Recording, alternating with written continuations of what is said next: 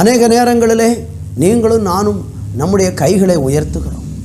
நம்முடைய கைகளை உயர்த்தும் பொழுது நம்முடைய கைகளை கண்டு தேவன் நமக்கு பதில் கொடுக்காமல் அமைதியாக இருந்து விடுகிறார். நம்முடைய கைகளிலே பரிசுத்தம் இல்லாததினாலே, நம்முடைய கைகளிலே உண்மை இல்லாததினாலே நம்முடைய ஜெபங்கள் கேட்கப்படாமல், நம்முடைய வாழ்க்கையில் வெற்றி உண்டாகாமல் எதிரிகள் நம்மளை மேற்கொண்டு நமக்கு விரோதமாக ஓங்கி வருகிறதை பார்க்கிறோம். சங்கீதம் 134:2 இப்படி சொல்லுகிறது, உன் கைகளை பரிசுத்தத்துக்கு நேராக எடுத்து கர்த்தரை ஸ்தோத்தரியுங்கள்.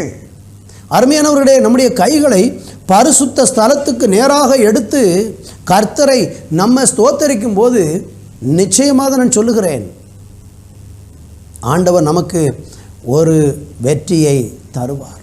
அப்போ நம்ம கைகளை ஏறெடுக்கும் போது அந்த கைகள் பரிசுத்த ஸ்தலத்துக்கு நேராக நம்முடைய கைகள் ஏறெடுக்கப்பட வேண்டியது அவசியமாக இருக்கிறது.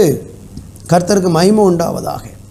அநேக நேரங்களிலே நம்முடைய ஜெபங்கள் கேட்கப்படாமல் போகிறதுக்கு காரணம், மோசே ஜெபித்த போது அவனுடைய கைகள் உயர்ந்திருந்த போது இஸ்ரவேல் ஜனங்களுக்கு கிடைத்தது போன்ற வெற்றி நமக்கு கிடைக்காமல் இருப்பதற்கு காரணம், நம்முடைய கைகளிலே பரிசுத்தம் இல்லை, நம்முடைய செய்கைகளிலே பரிசுத்தம் இல்லை.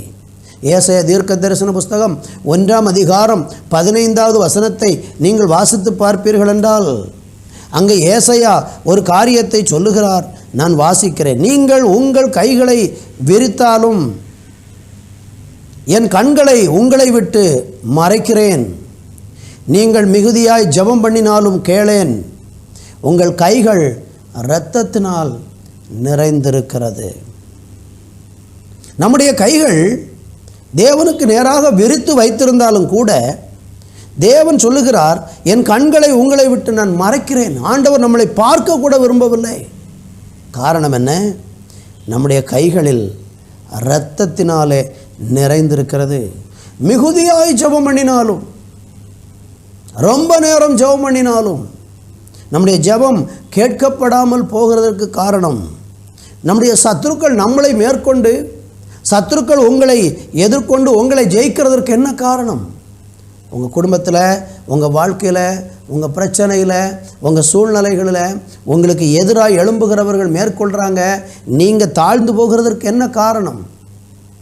நம்முடைய கைகள் இரத்தத்தினாலே கரைப்பட்டிருக்கிறது, பாவத்தினாலே கரைப்பட்டிருக்கிறது.